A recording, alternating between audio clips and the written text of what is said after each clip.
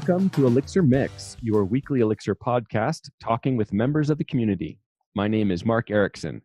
On our panel today, we have Josh Adams. Oh, hi. And today we are joined by a special guest all the way from China. Can you please introduce yourself? Yeah, thanks. So hi, everybody. My name is Yiming Chen. I'm a software engineer from China. And I worked at a company called CacheFly last year for about 6 months and helped maintain several Elixir and Phoenix apps there. And now I'm working at a company called Ecohi. We are a software consulting company, and we help clients build full-stack applications. So I'm trying to help the team to adopt the Agile mindset and hopefully transform the backend stack from Ruby and Rails to Elixir and Phoenix. This episode is sponsored by Sentry.io. Recently, I came across a great tool for tracking and monitoring problems in my apps. Then I asked them if they wanted to sponsor the show and allow me to share my experience with you. Sentry provides a terrific interface for keeping track of what's going on with my app. It also tracks releases so I can tell if what I deployed makes things better or worse. They give full stack traces and as much information as possible about the situation when the error occurred to help you track down the errors. Plus, one thing I love, you can customize the context provided by Sentry. So, if you're looking for specific information about the request, you can provide it. It automatically scrubs passwords and secure information, and you can customize the scrubbing as well. Finally, it has a user feedback system built in that you can use to get information from your users. Oh, and I also love that they support open source to the point where they actually open sourced Sentry if you want to self-host it. Use the code devchat at Sentry.io to get 2 months free on Sentry's small plan. That's code devchat at Sentry.io. That's really interesting. So what is the Elixir community like in China? Or what city or province are you in? Or like, what's it like there? Yeah, so I'm in China, Shanghai, and the Elixir community in China is kind of small, I'd say. And in China, in Shanghai, we host like several Elixir meetups several months, every several months. And there are very few people there, like just 5 or 6 people. And we talked about Elixir, Alarm, and distributed systems there. And the overall community in China is also small. We have like WeChat groups, and we just have hundreds of people in that group. So that is good that you have like an internet-based communities to kind of talk with people and share ideas. So like, I'm just curious, with the other developer communities, like it sounds like you're helping people moving from Rails to Elixir. Is there a large Ruby on Rails community, or is there a lot of Java? Or like, what are the big kind of technologies that are being used by developers? Yeah, so for web development, I think the biggest community in China is PHP and Java, and Ruby on Rails is also a small community in China, but of course larger than Elixir. Yeah, right. Well, we're glad to have you on our show today, and you had recently written an article that got some attention, and this is a topic that is near and dear to my heart too, which is about not repeating your domain knowledge. And so we'll put a link to your blog in the show notes. But can you just kind of give us an introduction to what it is you're talking about here? Yeah, so it was a blog post I wrote when I worked at CacheFly. And so we were writing a Phoenix app there. And so it's a Phoenix 1.4 app. So it was written after the concept of context introduced in the Phoenix community. And I just saw some code smells in the pull request. It's like we were writing some if statement, and I saw some expressions, conditions in the if statement, and I proposed that we should extract functions from it so that we can give it a name and it read more clear to the future reader of this code. Yes, and so you also talk about the concept of dry, which it typically means do not repeat yourself. And I first learned that in the Rails community. That kind of became a mantra of don't repeat yourself. And I've seen people take it too far in a direction of, oh, I see code that looks like code somewhere else in the application. Like the code follows a similar pattern. It's like, oh, so we have to refactor that so we can reuse it all. And then it ends up getting turning into a mess. But that's not what you're talking about specifically here. You're kind of talking about the idea of don't repeat your domain knowledge, which I think is a good clarification. So what do you define as domain knowledge? Yeah, I think I can feel what you feel as well, because it's a concept that easily can be sorry, I can't say it. Kind of overdone.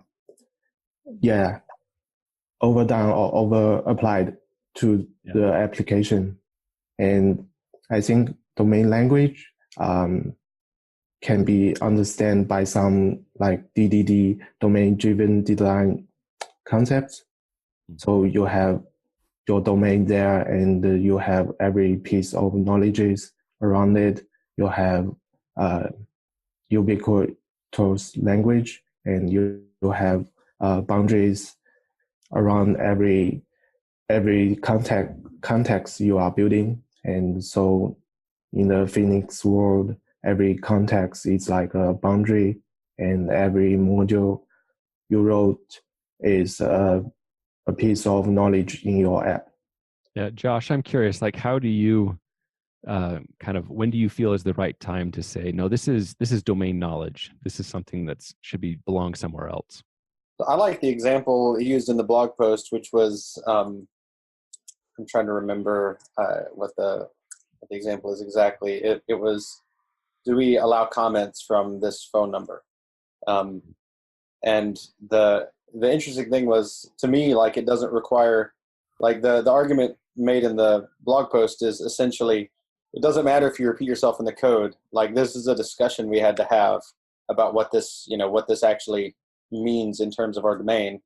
It's not complex, right? It's a single Boolean and of a couple of Booleans, but it required discussion. And by extracting out what that condition means in terms of your domain, it helps you both avoid having to have the discussion in the future, because you've said this condition means, do we allow comments from this phone number? But it also helps you notice, in my cases, when I've run into similar things, like extracting what I want to say this piece of code means into a function, I can look at the function and go, well, no, that doesn't actually, my internal model of what this sort of conjunction was doesn't actually match what I'm saying about it. And so for me, it also helps you get a little extra spot to grab onto to clarify your own thinking. So I thought that was interesting, because in this case, it was not repeated code. It was just code that clarifies the meaning of the conditions. Yes, so actually the dry concept was come from the Pragmatic Programmer by Dave Thomas and Andy Hunt. And the original saying was that every piece of knowledge should have one and only one representation. So it doesn't say anything about repeated code or something. It's mainly focused about every piece of knowledge should have its own place. So as you said, that if we give a piece of knowledge a function to wrap it, and everyone can call it to get this piece of knowledge and use it, then we can like give every piece of knowledge a place where it belongs, to a function, to a module, etc. Yeah, I do think that's a good definition, like that it really is around a fact, like that there is a fact about our domain, about our business that is important to us. And I want to be able to wrap that up in some logic. Because gosh, I've seen this code, and this is code that I'm currently working on, right? It's a Rails application that I'm porting and kind of moving over slowly to Elixir. And at some point, we're going to tip the scale where we have more of this application in Elixir. It's getting close. But, you have that idea of where there's a lot of these kind of Boolean logic, and if this is true or that is true, and this is all like in a controller. And I look at this code and it's like, I just really want to pull it out and put it into like a context and make it orderly, because the problem is the net effect is I do not have the confidence to make changes to the code base, because it's assuming that you have this complete understanding of everything that could happen, all the different conditions. You have to have a full set of domain knowledge before you can start really modifying the code. At least that's how it feels to me. And it's like that is just feels wrong. And so what I love about the idea of just saying, okay, here's a fact of when it is allowed, you have this discussion. When is allowed that we can have someone make a comment on a post, and then I can wrap that up into something clean and nice, like Josh described, into a single function where I can say, are they allowed? And then then I feel like I can compose that logic wherever I need to do it, and I don't have to understand all the nitty gritty details. So I don't know. Does that go ahead? Obvious theme to add future requirements in, right? Because right now we allow comment from the phone because of these two reasons. But when we have the third one, what do we just keep adding and to an if statement that's randomly somewhere in the code, or do we pull it out to a function that says this is what that means? Yes, exactly. That's it. And then when you have that problem of like that, you're reusing that kind of pattern of if this but not that, kind of a Boolean logic spread out in different places. And then you're talking about, yeah, we need to add this new feature. You have to go find all of those places and think about how it applies to that situation every time. It's terrible. And another great side effect of that is that we get great testability, because if we extract an if condition to a simple function and make it public or something, and then we can easily test it with just simple function calls. And then maybe it will grow and grow, but we can have a great test suite to cover it. And then maybe in the controller, we can just mock it out. So in the controller, a common use case is that we have libraries like Bodyguard to define if a user have the permission or authorized to do this, to call this controller action. And then what I would do is to mock it out and just return true and false to test these two cases. And in the Bodyguard behavior module, I will just test if this is when this function would return true and when this function would return false. So you mentioned a library there called Bodyguard. I have not used that one or seen that one before. I think this is it. I'm just dropping it into the show notes. But yeah, that's an interesting idea. So it's Bodyguard protects the context boundaries of your application. Interesting. Have you had any experience with that, Josh? I have used it once briefly, and I wish I'd continued using it. So yeah, I mean, it's similar to, in a lot of ways, similar to like can or Pundit in Ruby. Mm-hmm. And yeah, like I very much like having that very explicit authorization layer, which is really what it is an authorization library. Mm-hmm. I like having those. I don't have detailed enough ones in the projects I'm working on right now in Elixir, but I have used it once. Yeah, I've kind of, I guess my preference has been to, like when I think of like the layers of my application, where I have that outermost boundary where web requests are coming in, then I'll have at that layer, I want to vet the whatever the user. So I'm authenticating who the user is, and I'm authorizing what they're trying to do. And then once that's happened, then I'll pass it off into a context. And then within the context, I assume if you're here, you're allowed to do whatever you want to do, whatever you're asking to do. So I'm not rechecking any kind of boundary conditions like permissions or anything. So no, that's kind of the approach I've tried. Yeah, and it can kind of be used in both situations. So like the most basic situation is you just define policies that say this person can do this sort of thing with this resource, and you can define the conditions. And then that gives you a check where you say like, can this user manage this post? And you can do that in the outermost layer. But it also provides scoping for ecto things so that you can just give a user a list of posts that they're allowed to read. I see. So yeah, that is very can-like. Yeah, that's cool. Yeah, and I think we can just use the same idea for our context modules as well. So if we define a clear boundary between our context and our controllers, then we can have a clear API of our context, and our controller just call this API. And in the test, we just work out the context layer for the controller, and it's clear for the controller when the controller replies like, okay, something, and the controller would return something about it. And if the context return error something, and then the controller will do another thing. And then in another side, the context module would also be tested, like when this function would return okay something, and when it would return error something.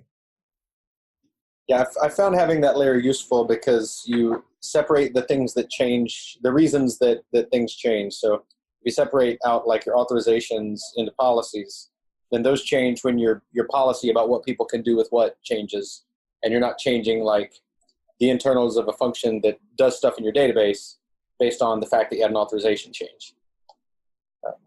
I think that's the benefit that I've found from similar things, but like I say, I haven't done enough using things like Bodyguard in Elixir yet. I roll my own way too often. Yeah, I tend to that direction too. Yeah, so I'm curious, Yiming, you mentioned like in your blog post some inspirations for this topic, and you mentioned like Sandy Metz, and she is a well-known, specifically in the Ruby community, very much about refactoring and correct object-oriented design, and she's several books. I'm just curious, like what other kind of sources of influence, or where do you look to find inspiration and guidance on like what is a good pattern? Yeah, that's a great question. So I think Thoughtbot is a great company where I was just started learning Ruby, and I learned a lot about Ruby on Rails and Vim and how to design your code from their blog posts and podcasts. So I don't know if it's a coincidence or something, but they also recorded a similar topic on this topic just a few episodes ago. So on their podcast, the Backchat, they recorded that's duplicate stuff. So what they were saying was that maybe you don't need to repeat your domain language, but also you don't need to do it like too far. So a great example is like in the Ruby community, we have RSpec, and we use let and some macros to extract knowledges out in the test cases. But maybe sometimes these are just two different concepts and should not be merged into a let block. So in the Elixir world, a similar concept is that we can set up context in the setup block of a test. So in the setup, we say we define this variable to this, and in the test, we can get this variable from the setup block. It's the same for let in Ruby.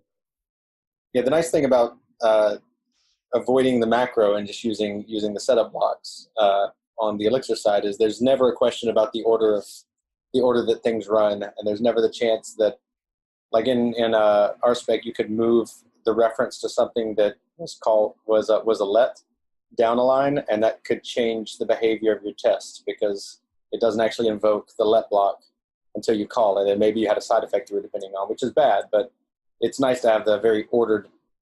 I'm doing some Ruby right now, and I'm remembering the downsides of some of my patterns in RSpec. This episode is brought to you by Triplebyte. Applying to programming jobs sucks. You have to put the right keywords in your resume. You spend hours and hours on the phone screens and take-home projects, and that's assuming the company even responds to your application. Well, if you're a software engineer, Triplebyte can help. They work with over 400 top tech companies, from big names like Dropbox and Adobe to exciting startups. You do one brief online interview with them, and if you do well, you go straight to final interviews with the company on their platform. It's like the Common App for software developers. Triplebyte does not look at your resume or where you went to school. All they care about is if you can code. I've helped dozens of software developers with various credentials get jobs, and this looks like a terrific way for you to get in and get interviewed and get a job without a lot of the hassle and overhead.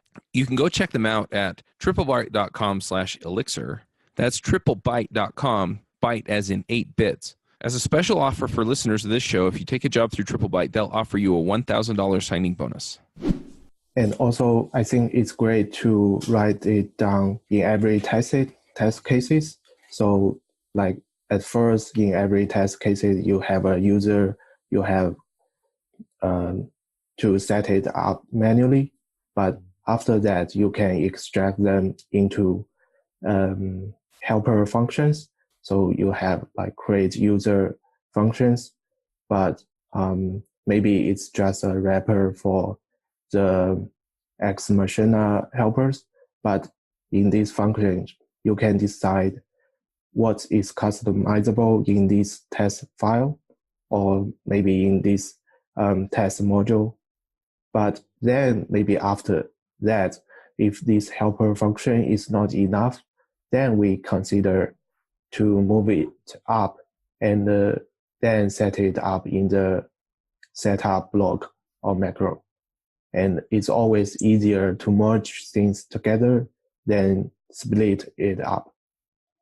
So for example, it's like if you have a setup block at first and you write down several variables in there, you have users, you have blogs, and then it's difficult to separate them into different ones. So maybe you have admins, you have normal users, and if you have it all in the setup and you modify the user variable in your test cases, it's pretty hard to like split this already combined concept into several different ones. I'm guilty of that. I do think there is I don't know if it's an art form, but it certainly is a experience that you develop when you're trying to do good test practices. And how can I make a test performant by if I can build something in memory, then I don't have to actually put it in the database. Overall, if I do that a lot, then my tests go faster. But then sometimes I'm not testing more complex things. And so yeah, you're trying to always balance that and feel where the edges are. Yeah, I wish someone could tell me the right way to do all that stuff. Well, Josh, that's why we have you here. And I think that's also a great reason that why we love Elixir, and maybe I personally love Elixir over Ruby because of its explicitness and how it pushes us into writing more explicit code. I agree. I love it. I think, gosh, I'm getting all stumbled up because like when I was in Ruby, I came from like C# most previously to that, and that was, very strict typing, very formalized kind of a thing. And then you get into Ruby, and it's like, oh, this is so much better. And then I started to, eventually you start to get burned by so much kind of magic that I add some package to my application, some gem, and now like my objects can behave differently, and that's like a little too much magic, and so it makes it hard to test. It's like, oh, now things are behaving weird, and trying to isolate where behavior is coming from can be very difficult. So I totally favor the idea of, yeah, even if it is a little bit more verbose, it is much more explicit and clear. It's so much easier to refactor, so much easier to understand. So yeah, I'm a believer in that too. So Yeah, it sounds like you're like, how long have you been working with Elixir now? yeah, I think it's about 1 year because I just started learning Elixir in like the end of 2017. And yeah, actually I just graduated from school in 2017, and I had like just 1 year of Ruby experience when I graduated, and then I joined a Rails company and writing Rails there. But in the end of 2017, I decided to like, I've written enough of Ruby, and I'm enough with these all magics, and maybe I should learn some functional language. And at that time, I was given the choice of like, should I learn Rust first, or maybe Elixir?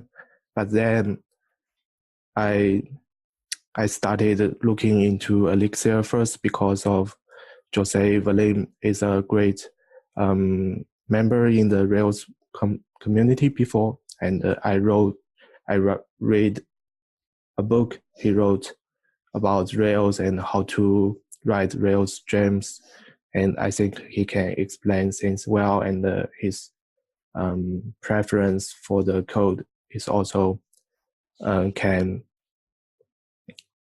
teach me a lot. So I decided to learn Elixir.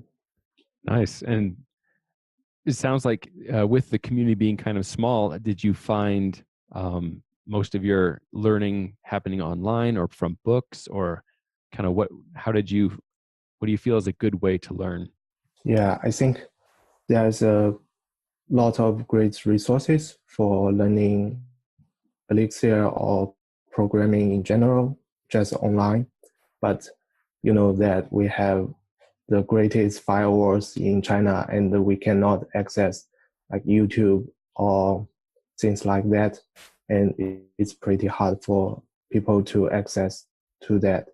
But somehow I get the access, and I watch online videos a lot, like Elixir Conf talks, and we have a lot of Elixir conferences. So they are all great resources. And I also read a lot. So like Programming Phoenix and Programming Elixir are the books I read when I learned Elixir and Phoenix. Great. Yeah, I use a lot of online talks like from YouTube, and I hadn't really thought about that you might, like, people in all over the world might have a difficult time getting access to different things that are available to me. And obviously, if it's in English and someone is a non-English speaker, that's going to be a problem. But yeah, just like being able to have access to it at all. So that's great. I'm glad you're able to still get access to the things that are helpful. So that's awesome. Yeah, I think podcast is also a great resources for us as well, because I remember when I started learning Ruby, I listened to Ruby Logs, and so now it's all Ruby podcast. And even before Elixir Mix came out, I subscribed to it already because it was mentioned in one episode of Ruby Logs. So yeah, I listen to podcasts as much as I can.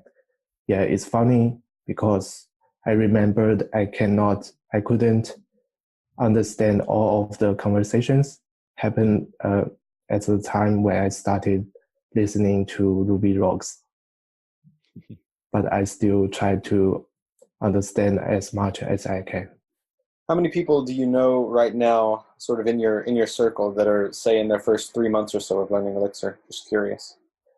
Not much, I'm afraid, because so we have a small WeChat groups, and there are just about 100 of people or 200 of people, and I don't see many new faces joining. But it's kind of active in the groups. We discuss a lot about Elixir, Rust, and maybe sometimes Go language, and also a lot of great resources and packages in there. When I was first learning Ruby, there was no one doing anything Ruby-like in my state that I could find. And so I went, I drove 3 hours to a meetup once a month to go join the Atlanta, Georgia Ruby users group, which is where I met my current business partner. And I remember just back then when it was so new at the time. This was shortly after, I guess, Dave Thomas had published Programming Ruby, and it was great because the people that come to the very small groups tend to be really interesting. Like the first people to show up at a technology, I have found in general are very interesting people. So I hope it's like that there as well, even though the groups are small. Yeah, we have like Elixir meetups in Shanghai, but there are just few people, and we discuss about distributed systems and Elixir and Erlang in general, but it hasn't been hosted in several months, I guess, because everyone is busy and the community is small and it's hard to keep it going. So what are some of the things you're looking forward to, like learning more about in the Elixir, or technologies that you're interested in? Or like, what are you looking for, and like, what gets you excited? Yeah, so recently I'm thinking more about mocking and how to test, how to use this kind of test strategy in Elixir. So we have mocks written by Jose and Platformatic, and it's using like behavior to define the interface of modules and to somehow mock it in the test cases. But now I'm thinking about using protocols in Elixir to define the interface and somehow define the mocks in the test cases. Yeah, that is an interesting topic. I have definitely done that. Mocks kind of encourages you to head down that route in the first place, which is fun. I had to do that for a mock for Stripe on not normal Stripe, but sort of Stripe paying third-party merchants. That there was not a particularly great way to test that aside from doing stateful things, and the fact that I'd already used mocks for other things made it very easy to just fall into that, which is super nice. Yeah, and I think test is a great way for us to like fight the complexity of our software. So like we just said in the previous conversation, we have like a huge app for us to modify or update, but we don't know if our modification would cause any part of this app to break. But if we have a great test suite, then we can make sure if we run this test suite and everything is green, then we can make our modifications more confidently. Yes. When I first started learning about TDD or just even having good test coverage, it was at a conference years and years ago. And this guy, and like, he was trying to explain to a bunch of guys, like Windows developers, like Windows apps, why this is a good idea. And he's like, and though I love the way he described it, it's like, if you have good test coverage, then it's like you can just run through your code like with a machete and just like chopping it up like you would like Indiana Jones in a jungle, right? Just chopping stuff up, throwing it around, and you know what you broke and what's working, and like when you've rearranged it and it's working again. And just like, he's like, it just gives you that level of confidence that you have in being able to know that you haven't broken something, so that you have the freedom to say, it's okay for me to refactor. And so, yeah, I love having good test coverage, and that doesn't mean like 100%. I never go for that, but yeah, just like, especially over anything that's critical business logic, it's like you have to have test coverage on that stuff. Yeah. I like sorry, go on. Yeah, Sorry? I think it's the same for the test cases. Like we don't go for 100% coverage because we don't want to repeat our test knowledges over around. So we use mocks to avoid repeating the test knowledge, because if we use mocks, then we don't need to repeat to test if object is created in the database in the both controller layer and the model layer. I don't know if you're like me, but when I have a new idea, I probably spend an hour looking for a domain that communicates the right thing to the right people so that they know what I'm about. And that's why I picked up as a sponsor the .tech domains, and you should definitely check them out.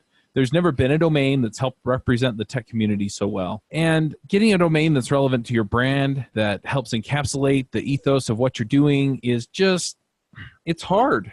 And the .coms a lot of times are taken up, and so having a .tech is really, really awesome. Now, I have actually picked up devchat.tech. We have a lot of SEO behind devchat.tv, so I probably won't switch, but I wanted that out there so that people can pick it up and know that devchat is about tech. And I love the idea. So using a .tech domain was an awesome solution for us. It's short, it's relevant to what we do, and it just sticks in people's head. It's a natural fit for anything technology. So if you're a programmer, if you're working on a tech startup or an open source library or things like that, it's definitely a great way to go. In fact, a lot of other companies have actually been moving over to .tech. So CES, which is a conference that I go to every year, and go check out all the new technology, they switched over to ces.tech from cesweb.org. Viacom has viacom.tech to host their tech division. Intel chose insight.tech for their latest initiative. And startups on a tech domain have raised more than $1 billion on a .tech domain.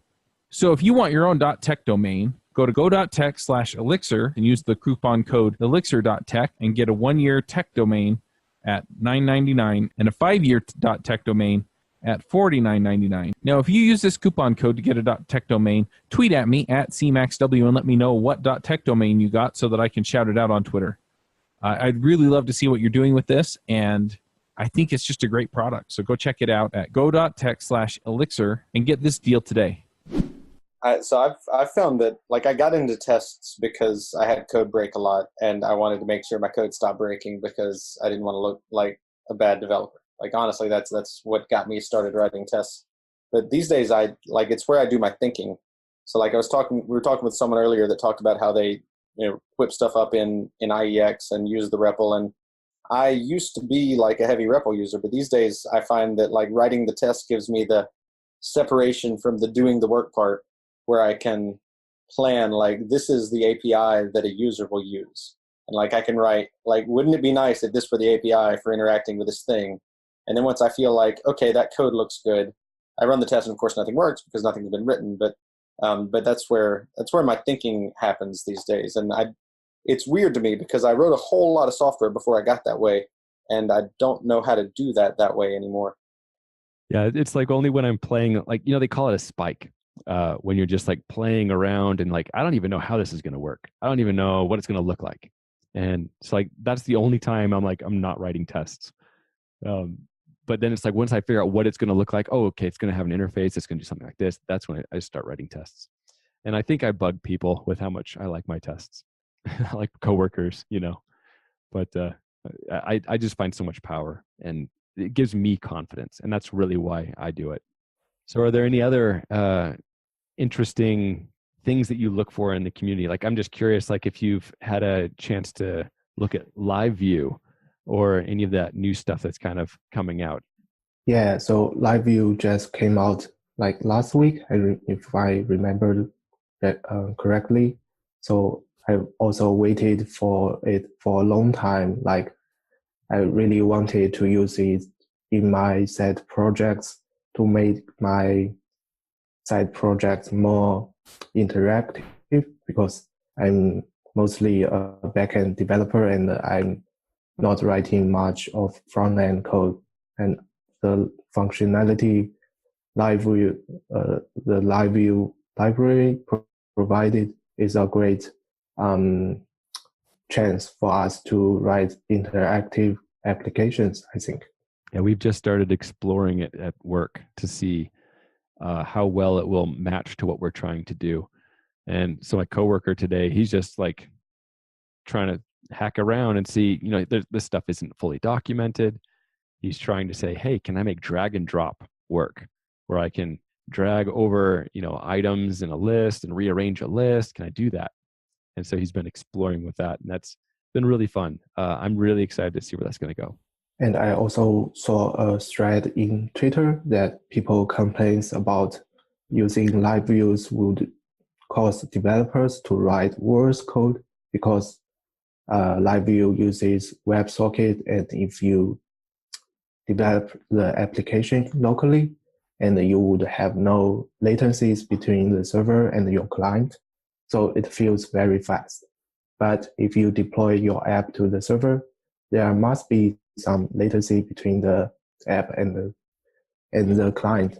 And the people were saying that it will cause developer to ignore the latency between the user and your app.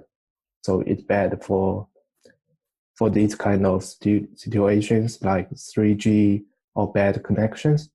But then Chris McCood replied that we were putting a lot of efforts into that to make it easier to debug or simulate these kind of situations in LiveView library.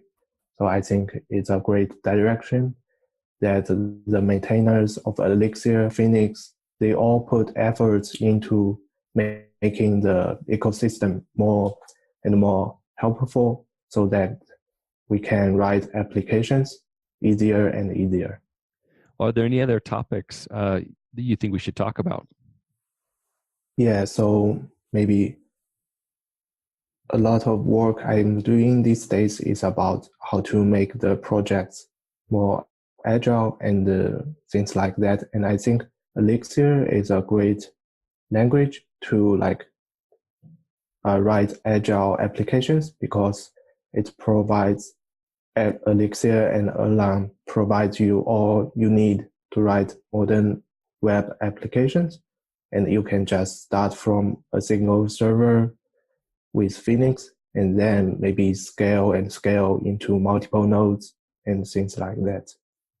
That is an interesting idea. That do you feel like using Elixir B is more agile, that allows you to be more responsive and adapt better? Is that something you've been experiencing? Yeah. So I think the idea was come from a talk from Sasha Jurek. So it's called Solid Ground. It says Elixir and Erlang provides us a solid ground with OTP and these kind of things. So for example, I wrote an application in Elixir and Phoenix, and then I can just start with simple controller and models. Then when the logic becomes more and more complicated, I can extract logic from controller to context and with different modules, things like that. And then after things get more complicated, I can introduce ETS as to store things in memory to speed things up. And then maybe we have more and more users and we need to scale our application. Then we can go multi-node, because Erlang already provides us these kind of functionalities. So it's like starting small, but more and more scale. Mm-hmm. Yeah, it's like, yeah, you don't have to start with the big complex system right away, right? And I really have felt that functional code, where you're not dealing with objects and object-oriented things, but functional code where it's just modules and functions, is typically much easier to refactor. So like you're saying, it's like, hey, yeah, it's time to clean up our controllers and move things into context. And okay, now, yeah, that's not so hard. You can do that. And I think, I don't know, Josh, has that been your experience, that like it's easier to refactor and just kind of 1 million times? Yes. Yeah. Very, very much so. The Joe Armstrong quote about I wanted a banana, but I got a banana, and the gorilla and the whole forest. I am, as I mentioned, I'm working on a Ruby project right now, and just like completely normal looking Rails code that a coworker writes that's totally reasonable to write in Rails. I look at it and I'm like, all right, there's 4 instance variables, and honestly, I don't know what sets them. And now I have to read through like a lot of stuff to know, like, can I pull this out? And that's for really bad. That's like super basic stuff. That's like, I have 4 methods and they do two lines of code each, and I still can't refactor them. And that's not even a complicated class. So yeah, a lot. I feel that way. That was probably the biggest like eye opener for me when I sort of started doing functional programming in full, was just how easy it is to refactor things. And I have to give Elm a shout out, right? Because it's easy enough in Elixir because things are just functions and values. But in Elm, you also have a nice compiler to tell you when not just when you refactor things, but hey, you changed the signature and here's the 7 places you need to update in your code. Mm-hmm. So yeah. All right, Yiming, is there anything else you wanted to touch on before we go to picks? No, I think we can go to picks. I've waited for this for a long time. All right, he's got something he wants to share. But first, Josh, do you have anything you'd like to share? I have 2 picks. So they're both videos. One is one video and one is a thread that will have a lot of more videos. So the first is the Codebeam SF 2019 Talks thread on Elixir Forum. And right now it has Jose's talk announcing Broadway, which is, I have not watched the talk yet, but I've read posts about Broadway and we're playing with it. And then the other is a talk from ElmConf, Matthew Griffith talking about Elm UI, or really it's about design pattern or a pattern language for developing user interfaces. And Elm UI is one of my favorite libraries, just of all libraries, because it makes, if you're an Elm person, it makes building user interfaces extremely tractable, because you're not thinking in terms of what is the document that I'm putting on the page and how does the CSS correspond to it. He really has found a very nice API that he worked for like 3 years to, I'm not going to say perfect because I'm sure he still has other things to find. But he's really found an excellent API for describing user interfaces in a super meaningful, readable way, where when you want to do a thing, it's extremely clear how to do that thing. And that's definitely been my biggest problem with design. I've been a designer type person my whole life. I started out as a designer and doing web UI, and I've never been as good at doing HTML and CSS as I got doing Elm UI in like 2 days of work. So it's really awesome. If you haven't seen it, it's at least interesting to watch, even if you're not going to write Elm, so that you can see like the API design decisions that someone makes when they really, really want to make an API have really good ergonomics. So yeah, those are my picks. That's cool. I didn't realize you came from a designer background. That's interesting. We'll have to talk more about that some other time. I'm not great at design, but I was good enough at design that got my foot in the door. I literally got my first job as a designer because I wanted to be a software developer there, and they only had an opening for a designer. But I'd been doing design. I was like 14, so that was how I got in. That's very cool. Yeah, so I have 2 picks. One we already kind of mentioned is that LiveView is available online. I will say it is not released because it is not publicly. It's not like on Hex PM, at least at the point when we're recording this. But it is available online. The GitHub repo is public, And so it is something you can play with. So I'm going to put in the post from, it's a Twitter post from Chris McCord when he was kind of announcing that. Another one, this is a talk from Elixir Days 2018 by Andrew Howe, and it is about DDD, or design,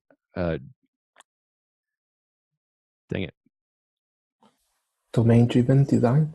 Yes, it is about domain-driven design, and specifically Phoenix contexts. And it was a coworker had tipped me off to this one, and I thought it was awesome. It's a great way to explain, especially if you're wanting to kind of explain this to your coworkers about how this would work and why this is beneficial. So that's the two for me. And Yiming, do you have something you would like to share? Yeah, so I have 3 picks. So the first is a Mac application. It's called Contacts, and it's a window switcher for Mac. So you can basically open a Spotlight like window, and you can type the window names for your window you want to switch to. But the most powerful thing it provides is that if you have 2 separate windows for the same app, it will display them as 2 separate items. So you can switch between different windows of the same app accurately. And another pick is that Thoughtbot released their books as open source, so you can check them out. They have great content on Git and Rails and much more things about development. So the third pick is a book. It's called Accelerate. So it's written by the DevOps community. So they do several surveys over the past several years, and they summarize how to do software development in modern era. Very cool. And I did not know about like these books being available online. Looks like there's some interesting titles, like goal-oriented Git. That sounds interesting. All right. Well, Yiming Chen, thank you for coming on. If people would like to get in touch with you, how would you like them to reach out? Yeah, so I use almost all the same ID over all platforms. So on Twitter, I'm DSHCYM, and almost all other platform social medias, I'm using the same ID. And also you can check out my GitHub profile, and it has the link to my blog. All right. Well, we will certainly include those in the show notes so people can find you there. All right. Well, it was a pleasure talking with you today. And that's it for today. We hope you will join us next week on Elixir Mix. Bandwidth for this segment is provided by CacheFly, the world's fastest CDN. Deliver your content fast with CacheFly. Visit CacheFly.com to learn more.